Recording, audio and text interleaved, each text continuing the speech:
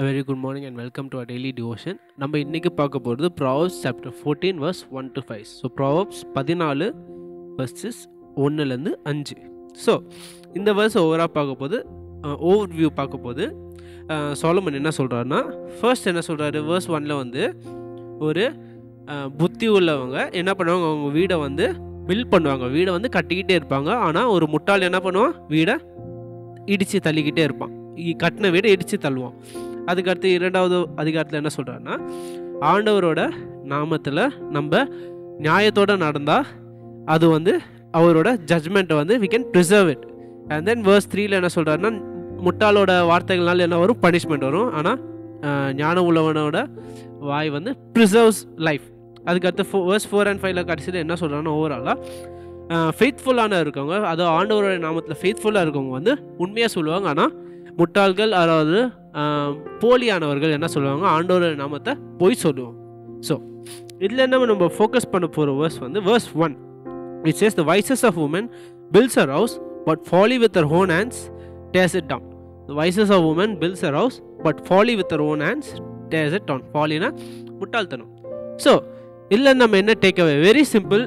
இப்போ very simple, 2 வார்த்தை தான் நம்ம take away, which is wisdom pills. அதாவது நியாயம் கட்டும், நியாயம் இல்லை, புத்தி கட்டும், புத்தி கட்டும். ஸோ விஸ்டம் பில்ஸ் அப்படின்னா என்ன சொல்ல வரேன்னா, வெரி சிம்பிள். நம்ம வாழ்க்கையில் we may feel like we are stuck at some point. அதாவது நம்ம ஒரு பகையில், ஒரு ஸ்டெப்பில் என்ன இருக்கலாம், என்ன பண்ணாலும் என் வாழ்க்கை முன்னேற மாட்டேங்குதோ, இல்லை என்ன பண்ணாலும் I am not progressing in life, நான் இவ்வளோ கஷ்டப்படுறேன், எல்லாமே பண்ணுறேன், ஆனால் என் வாழ்க்கையில் நான் முன்னேற மாட்டேன், ஏன்னு தெரியல.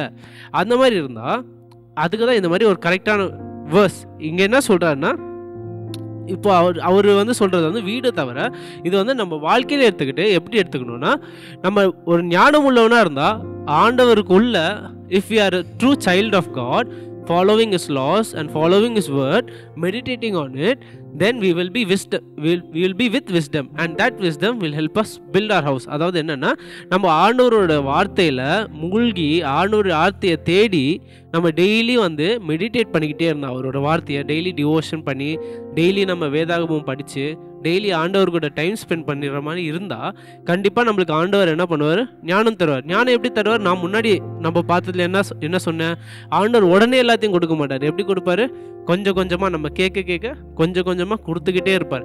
அதே மாதிரி நம்ம இந்த மாதிரி ஒரு ப்ராசஸில் இருக்க போது ஆண்டவர் ஞானம் கொடுக்க போது, அந்த ஞானத்தை வச்சு என்ன ஆகும், நம்ம we can build our house, which means நம்ம வாழ்க்கையில் கொஞ்சம் கொஞ்சமாக ஸ்டெப் ஃபார்வர்ட் ஆகும். எதில் ஸ்டெப் ஃபார்வர்ட் ஆகும், நான் என்ன சொல்ல வரேன்னா, நான் சொல்ல வர ஸ்டெப் ஃபார்வர்டு வந்து நம்ம மெட்டீரியலிஸ்டிக்கில், அதாவது நம்ம ஏர்த்லி மெட்டீரியல்ஸில் சொத்தோ அந்த மாதிரி ஸ்டெப் ஃபார்வர்டு நான் சொல்ல வரல, அது வேறு விஷயம். நான் சொல்ல வருது என்ன, நம்ம ஆவிக்குரிய வாழ்க்கையில் ஒரு ஸ்டெப் ஃபார்வர்டு வரணும், அதுதான் நான் சொல்கிறேன். அதான் நான் சொல்ல வரேன். ஏன்னா நிறைய பேர் சர்ச்சுக்கே ஏன் வர்றாங்கன்னு தெரியாது, சர்ச்சுக்கே என்ன பண்ணுவாங்க, வருவாங்க போவாங்க, சும்மா சில பேர் கீழே கடைசி 10 நிமிஷம் வந்துட்டு போவாங்க, அந்த மாதிரிலாம் இருக்கிறாங்க.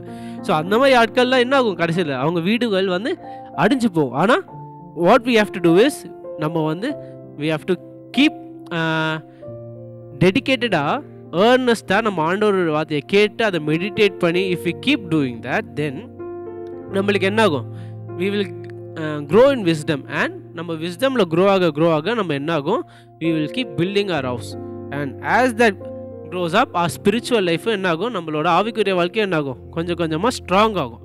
ஸோ அதுதான். So that is what I want to take away. So என்னென்னா, ஞானம் pills, so wisdom pills.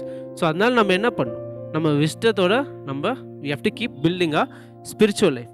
So அதை வந்து ஸ்பிரிச்சுவல் லைஃப் தவிர்த்து we can also ஒரு ஸ்டெப் ஃபார்வர்ட் எடுத்துகிட்டு என்ன பண்ணலாம், நம்ம ப்ராப்ஸோட ஒரு காமன் தீம் என்னென்னா, நம்ம சுற்றி இருக்கவங்களும் எப்படி இருக்கணும், ரட்சிக்கப்பட்டவங்களோட மீறி என்ன பண்ணணும், ஒரு should be good people of God, அதாவது ஆண்டவருக்குள்ள நல்ல மக்களாக இருக்கணும். ஸோ அந்த மாதிரி ஆட்களையும் நம்ம என்ன பண்ணணும், பில்ட் பண்ணணும், அந்த மாதிரி ஆட்களையும் பில்ட் பண்ணணும். அதுக்கடுத்து நம்மளுக்கு ஆண்டவர் கொடுத்துருக்க வேலைகள்லையும் நம்ம எப்படி இருக்கணும், நியாயத்தோட நேர்மையோட முழு உள்ளத்தோட செஞ்சுக்கிட்டே இருக்கணும்.